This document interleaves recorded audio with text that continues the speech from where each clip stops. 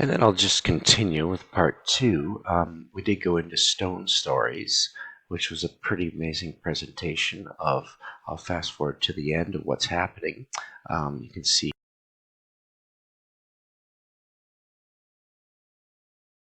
but if I go back into what's happening here and try and reading it, people come to a place of personal significance. They tell their story. Their voice is turned into these stones.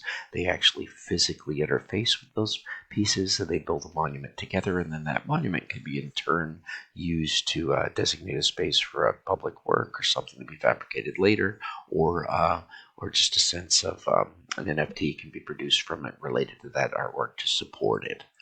So I'm just going to jump to the next one. Arduino was the one that had won the prize, and I thought that was interesting that this augmented pirate was getting in there to kind of find the middle ground between the digital computer screen environment into the hands-on Arduino kind of wiring and providing an atmosphere or an area where you could actually move between with this kind of augmented instructor of whoever's there, showing you exactly what physically to move. So they hard won and a really nice detail of what was happening. Very exciting. I went into MIT after and took a look at some of the things throughout that space and the digital technologies that was there, mostly staying in the hallways. I wasn't able to enter any of the labs or do any detailed research. It was a Sunday. But then, like I said, Matt Bell had won it in the past, and Matt Bell really went after that into the idea of some things like Unity and Unreal Engine and just IT in general, and ended up with a kind of gaming design discussion. I'm sorry I had to split the video in two. It's not that the time ran out. I just managed to hit pause on it. So that was interesting. And then I kind of put out here a little clip of the faster you move, you have this game that you're within one environment on stage being viewed by someone you can't see, and you're entering into this whole other competitive world of what's happening. I think that's pretty fun. What we did was we talked at the end to anyone about digital futures and what that may imply. And even though it kind of moves even farther down that intimidating realm of optimization, generative design, artificial intelligence, machine learning, deep learning, and data-driven design, intelligence augmentation, I mentioned my little smart glasses, which aren't too much smarter than earbuds currently, but the sense that we are able to move farther into what we're doing. But we talk very practically also for those interested in the digital, how they could enter into three very major companies within the Kansas City region, or at least have the skills to apply for internships or possible summer programs or even employment in time, dealing with operations, innovation, fabrication, design building, and even front-end, back-end, and full-stack development. So if you look at a company like the AZ Intercompany, innovation and collaboration to achieve the incredible.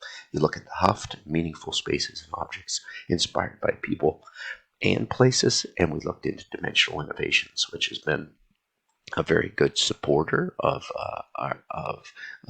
pushing something like a fab lab or an innovation lab within our school environment. And there's a nice breakdown here of experience design to brand activation, digital fabrication, build, and innovation labs. And that was about it. We kind of ended with that.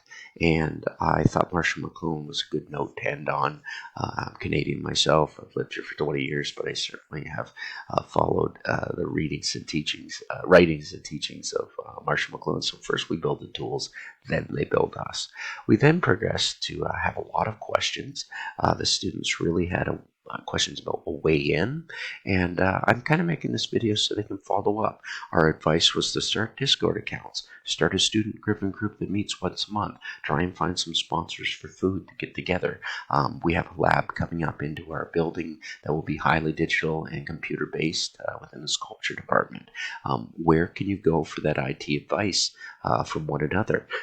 We did exchange emails. We talked about how we could each be contacting one another. Malmer, and Matt Bell and Sergi led these discussions from experience, from where they were, how they all were graduates from the school. They're currently in it. And I think after that, we did get back into the student works to show the kind of baby steps that are necessary and the willingness to jump in here. And started with Bryce Brown, automotive cars. Like I said, I'm not going to put these things up now because I don't have permission from those students as of yet to share those. But that was about it in a nutshell. So 28-minute video with a kind of 5-minute end.